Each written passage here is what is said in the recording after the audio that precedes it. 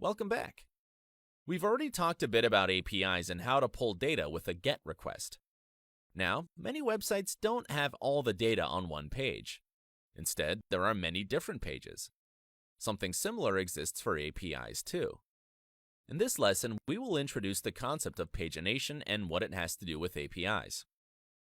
There are many APIs out there that can provide a huge amount of information to a request.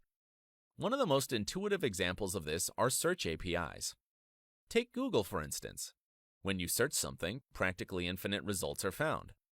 However, it would be impractical for the company, for you, and for the whole internet infrastructure to have all of those results sent and displayed at once.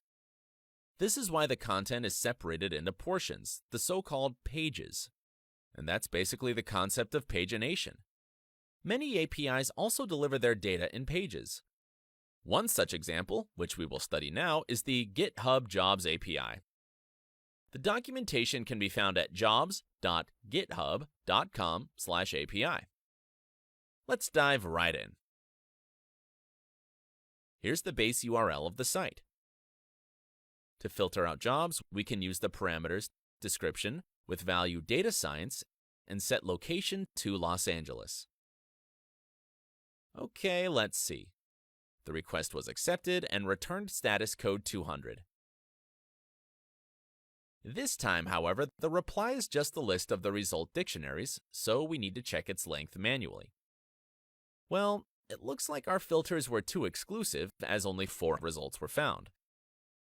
Thus, let's search for all jobs, that is to say, search without applying any filters. The request is okay as indicated by the method. And now we get all 50 of the results on the first page.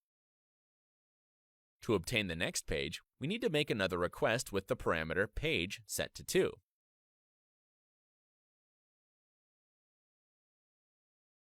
We are again sent 50 job offers. However, clearly, they are different from the ones we obtained before. Good. Some APIs opt to inform the user of the total number of pages. This one, though, does not provide us with that information, so we need to manually check that. It turns out there are 6 pages in total. It would be interesting to see what happens when we ask for a page after the last one. So, requesting the 10th one will do. It turns out the server just returns an empty list without raising an error or indicating it in the status code. Most APIs are built in this way, so it's useful to have that in mind.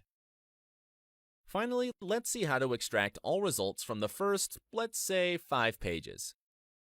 Since we need to extract the content of every page over and over again, we will use a for loop. First, define an empty list, which we will fill with the extracted results. Then we have the for loop. Inside its body, our first job is to connect to the respective page. Just beware that the loop counter I starts at 0, whereas the page numbering starts at 1. This means we need to add 1 to I to get the proper page. Now, as a precaution, we may check if the response is empty, which would indicate we have already gone through all results. In that case, we stop the loop then and there.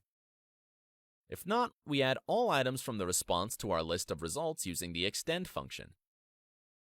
That's it.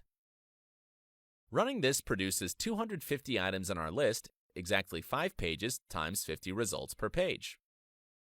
Alright. Many APIs that use pagination behave similarly, but you should always check the respective documentation for further details. Join us in the next video, where we will move on to our next topic, APIs that require registration. Thanks for watching.